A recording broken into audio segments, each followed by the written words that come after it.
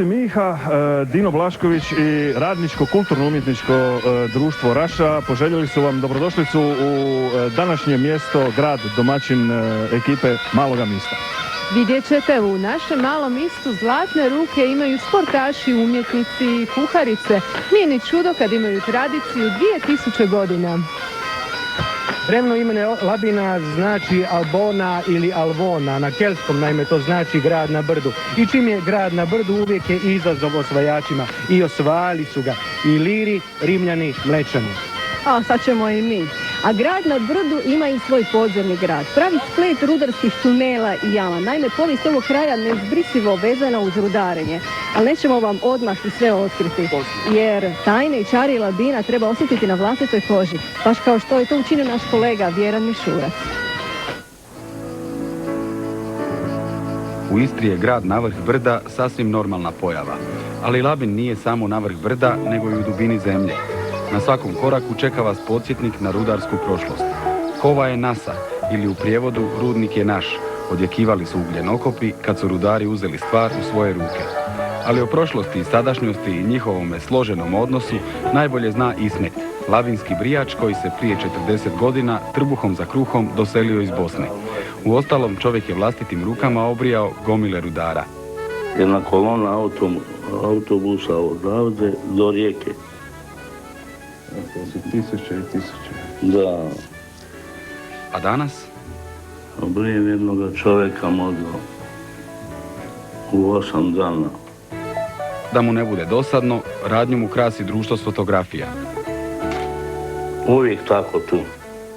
I tako mijenjaju se predsjednici, propadaju rudnici, a Ismet rezignirano bilježi promjene. 8000 rudara je bilo tu. Sada nema niti jedan. Ali mi smo ipak pronašli jednog rudara, a i brijanju se bliži kraj. Evo ja bih to završio.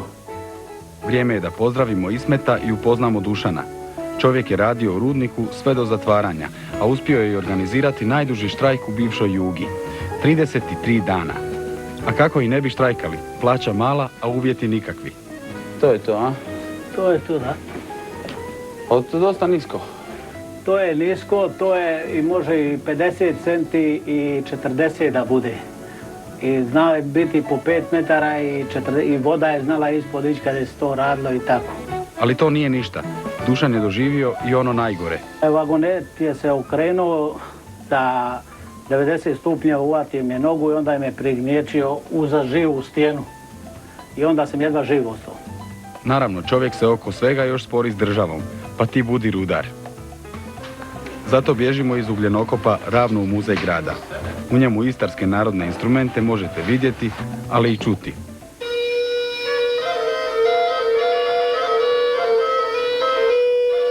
A osim glazbenih, tu su i neki drugi instrumenti. Kustos Vedran rado će vam objasniti da su se Labinjani prvi u Europi još 21. pobunili protiv fašizma i osnovali Labinsku republiku. Ta Labinska republika trajala je 40 dana i kasnije je ugušena od strane fašističkih snaga iz Italije. Ovo je malo duže trajalo. Ovo je trajalo jedno 50 godina. Reci, ovo tu oružje, to je onesposobljeno, ne može... Pa je, da, znači ovo oružje tu koje je izloženo, znači to su manje više koristili tijekom Drugog svjetskog rata. Imamo tamo par pušaka koje su... Pazi, eto vidiš. Onesposobili da ne bi mogli opet dignuti bunu, jel? Da, točno sada. Dosta je oružja. Vrijeme je za posjet rodnoj kući Matije Vlačića, labinskog teologa i reformatora. Čovjek je u 55 godina života napisao 400 knjiga i napravio 18 djece. Inače bio je vrlo prgav i možemo ga smatrati prvim anarhistom. Svima je volio reći sve i zato je valjda u svakom gradu ostao maksimalno nekoliko godina, a onda pedala. I tako valjda dok mu nije ponestalo gradova. Ali nema grada do Labina, jer Labin je grad umjetnika, što onih najmlađih, što onih malo starijih. Samo u ovoj ulici ima 13 ateljeja. U jednom od njih čeka nas Vinko, čovjek za kojega je umjetnost igra, a najradije se igra apstraktnim krajolicima. Ovo se zove kolaboracija. Meni to super izgleda jednostavno kad vi to radite. Mogu ja jednu crtu povući? Možete. Jednu bijelu. Moj doprinos može. novijoj hrvatskoj umjetnosti. Ovo bi bio jedan ovako razvučeni malo. I jedan mali kumulus ovako sa strane. Da. Evo ga. Fino, izvrsno. Mislim da je dosta mog doprinosa. Je li? Da, nešto ću pokvariti. Nećete. Evo, ja ću vam se ovoga sa jednom svjetlom, evo ga. Žuta minuta. Nakon žute minute, ostaje nam samo skoknuti do Fortice i na obzoru potražiti kamo dalje. A izbor se nameće samo od sebe. Tik ispod Labina čeka nas Rabac i njegova plaža bez konca i kraja. U društvu korpulentnih turista iz prijateljske Njemačke lako se opustiti dok se u glavi sami od sebe sliježu labinski dojmovi. A iz Rabca smo, evo, na brzinu odmah došli do Crča. Da, taj trg ima dva naziva. Talijani su ga zvali Borgo, Piazza Borgo, a mi smo ga zvali Crč. Danas se zove Titov trg. Marijan Milevoj inače je povjesničar, novinar, knjižničar i o Labinu bi vam mogao pričati pa barem tamo negdje do noćnog retrovizora, ali mi toliko vremena nemamo nego treba tu bogatu povijest Labina i Labinjana sažeti u par minuta, Marijane. Pa ovako, recimo ovaj dio, mislim Stari grad, je u ovakvom obliku nastao za vrijeme Mlečana. Oni su ovdje došli 1420. a otišli 1797. Onda su došli Austrijanci, nakratko Francuzi, Napoleon i opet Austrijanci. Čuli smo u povijesti je bilo i Kelta. Da, i Kelta, to je bilo ranije, ali ovo Ovo je zapravo jedan jako zanimljiv teritorij, mnogi su ga htjeli. Pa izgleda, najzanimljivije to je jedan datum i ne legenda za vrijeme borbenih uskoka, kad su uskoci napali Labin, ali su se Labinjani navodno lukavstvom i uz pomoć Svetog Sebastijana branili. To je bilo 20. siječnja 1599. godine. Od tog doba oni Labinjani, ali oni stari koji su se poslije 45. listom iselili, oni su stalno taj dan slavili i svog patrona Svetog Sebastijana. Svetog Justa još. Jedan od načina na koji su se Labinjani branili od došljaka je bio njihov specifičan jezik, odnosno njihova specifična cakavština ili cakavica. Ja vidim da vi vrlo čisto govorite hrvatski, ili to zbog potreba televizije ili... Pa mi govorimo više jezika pa smo naučili ovaj strani hrvatski, isto ne šalim se, ali moram reći da smo mi cakavci i to ne slučajno, to je kao otočni jezik. Recimo Labin je u Istri poluotok na poluotoku. Mi smo s jedne strane se nalazimo između Raškog i Plominskog zaljeva, tu je rijeka Raša, a nekad je bilo Čepičko jezero. Tako da smo bili izolirani, tu nije bilo kuge, stanovništvo se sporije mijenjalo i ostali mislim da su bili cakavci jedno od najstarijih Hrvata na ovim prostorima. Posebno imali ste i svoju republiku, zato danas Labinjani znaju reći ča će nama autonomija. Upravo tako. Mi smo autonomiju provalili. Labin se prvi put spominje 245. godine kao Republikom Albonezijom, a drugi put je ona poznata Labinska republika 1921. godine. Pa već kad ne možemo dobiti republiku, šta će nam ta autonomija? I koliko god ja provivan vas tjera da govorite po vaš ili da gonate po vasu, nikako mi ne gre. Pa za kraj, s obzirom da ste objavili podosta knjiga, Marijane, u kojima govorite i o povijesti Labina, ali i progovarate i o onoj zanimljivoj strani Labinjana, a to je njihova želja za stalnom šalom. Možemo čuti neku... Evo još prije toga samo da kažem da sam između ostalog napisao riječnik Gonam, sakupio riječi domaće, Gonam ponase, i da sad mi nakon 14 godina, što godine brzo prolaze, izlazi mi drugo izdanje, evo, za koji dan, i baš mi je žao što nije stiglo za ovu prigodu, ali da vam je jedan vic domoće. Meni je sad žao, sad više nemamo vremena za vic i nemamo vremena za škerac. Eto, tako je brzo pasalo kad je čovjek u dobremu društvu, jer čekaju nas dame, a damama moramo dati prednost, Marija. Ali po drugi put.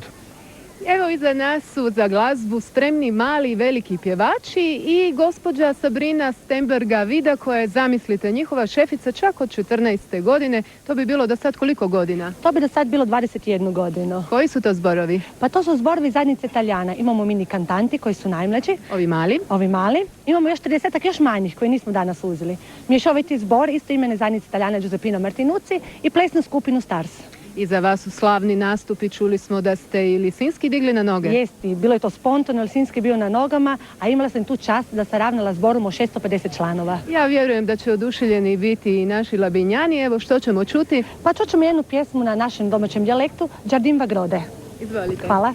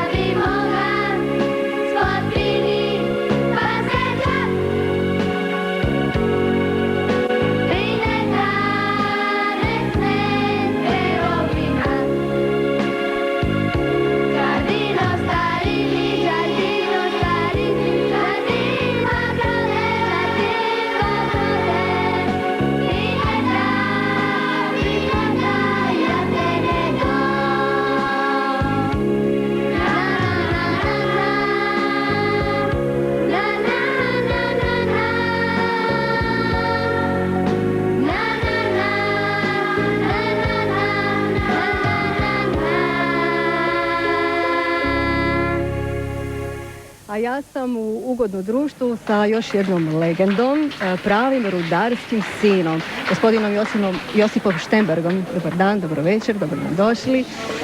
Gospodin koji je 40 godina svog života dao rudniku. Počeli ste zapravo kao pravi inženjer rudarstva mladić, došao iz Zagreba sa školovanja i odmah u okno. I to kao... Jeste kao pomoćnik predradnika, jer je to takva bila i obaveza, praksa koja je tjerala sve inženjere da kroz, ja bih rekao, prve one početke rada u rudniku shvate svu težinu posla rudarskog. Ja vjerujem da mi je to kasnije i mnogo koristilo životu. Vi ste kasnije bili upravitelj, ali mene zanima taj trenutak kad ste se prvi puta spustili u tu jamu. Koliko je bilo duboko? To je bilo 1960. godine, sjećam se ko danas. To je strašno. Čovjek siđe 500 metara liftom, mi smo zvali to rudarska klijetka, nakon 10 ili 50 metara već počne u ušima nešto da bruji, dođete u jamu, niš ne vidite, niš ne čujete, orijentacija nikakva. Naprosto treba puno vremena da se čovjek shvati da je šišo dole i da se nalazi negdje u dubini jame, u dubini zemljine kore. Ali oni koji su svakodnevno išli dolje kažu da to djeluje kao neka vrsta droge, da ne mogu prestati. Jel bi vi sad radio ponovno u jamu? Vjerovatno bi, znate, promijenili su se, mnogo toga se promijenilo, ali mnogi su rudari došli tu smislju samo da probam sići dole u jamu, radit ću par mjeseci, možda i manje i otići. Ostali su cijeli život. Vi ste imali onu tužnu dužnost zapravo zatvoriti posljednju jamu. To je bilo prije 6 godina. Od tada ste u mirovini. Je li se moglo nešto napraviti sa tim silnim rudnikom i s tom prekrasnom dugogodišnjom tradicijom, stoljetnom? Ma, pravo govorite. Meni je žao jer je 4 stoljeća rudarstva u ovom kraju da nismo uspjeli sačuvati, izgraditi jedan muzej pravi, u jami. Mi smo izgradili tu muzej, to je kao tu na površini, ali to nije to. Mislim da bi trebalo u jami, a onda smo imali snage i volje, a i imali smo i oruđa i sredstva. A ima i mladih i ideja. Snage i volje ima i već 10 godina o toj snazi i volji se razgovara. Naime, Labin Art Express, jedna umjetnička skupina na čelu sa Dejanom Zahtilom, je prije 10 godina u stvari dala ideju da ako se Tupljak i ostali ugljenokopi zatvore, da se tamo otvori jedan grad. Zahtila, recite nam kakav bi to grad, kako bi to izgledao, na kojoj dubini bi to bilo, što bi to bilo? Evo, taj grad bi bio točno nekih 160 metara ispod mjesta gdje sad sjedimo. I kad kažemo podzemni grad Labin, tad mi mislimo na pravi pravcati prvi takav grad na svijetu. Znači grad koji bi imao ulice, trgove, galerije, dućane, muzeje, igrališta za djecu, policiju, bazene i naravno i po uzoru na Labinsku Republiku iz 1921. imao bi svog gradonačelnika, gradsku upravu, City Hall, ali još nismo odlučili da li bi eventualno taj grad imao neki oblik monarhije ili bi bio republika ili samouprava ili što već. U svakom slučaju taj grad bi imao sadržaje koji bi na neki način ne bi bili oni u smislu tehnološkom eksploatacije ugljena, nego butici, kazališta. Ne samo to. Nekad se u tom rudniku kopao ugljen, a danas bi kopali sve ono drugo, recimo od kulture do zabave, do trgovine, do umjetnosti itd. Jednostavno, znači, eksploataciju ugljena bi zamijenili eksploatacijom jednom novom. I to bi bio pravi futuristički grad. Futuristički grad sa izlazom u Plominu, u Raši i u Rapcu, je li tako čini? Da, točno ispod nas nalazi se čvorište tih tunela, znači jedan krak vodi prema Plominu, on je dug nekih 6 km, drugi krak ide prema Raši, on je nekih 2 i treći krak izlazi na najvećoj Rabačkoj plaži. Dobro, sačekat ćemo da kroz taj krak izađemo na Rabačku plažu, a sad vas vozimo sa našim kolegom Brankom Biočićem u Rabac. Danas poznato turističko ljetovalište Rabac sredinom prošlog stoljeća bilo je malo ribarsko selo sa svega 10-ak kućnih brojeva. Danas u njemu 20 hotela, autokampu i privatnom smještaju boravi i 10.000 turista koji su mu zbog prirodnih ljepota, zelenila, šljunkovitih plaža i čistog mora dodijelili laskavi naziv Biser Kvarnera. Turizam se u Rapcu počeo razvijati početkom 60-ih, a njegov je početak vezan za hotele Marina i Mediteran. Izgradili su ih istarski ujinokopi Raša kao odmaralište za svoje rudare. Nakon toga preuzelo ih je hotelsko poduzeće Rabac, a od 62. u tim hotelima kao kuhar radio naš sugovornik Mario Licul. Mario, dobar dan. Dobar dan. Pa kako je bilo na početku i kako je danas? Vi ste prošli cijelo to razdoblje od 40 godina HP Rapca. Pa ovako, bilo je lijepo. Bilo je puno entuzijasta, radilo se, prvi početci su bili jako teški. Kod otvaranja hotela, primanje gostiju, trebalo je malo više savladavati jezike, znati njihove običaje, njihova jela, šta ćemo im ponuditi, ali težilo se isto tome da se daju i naša domaća jela. Što se gostima nudilo onda, što se nudi danas?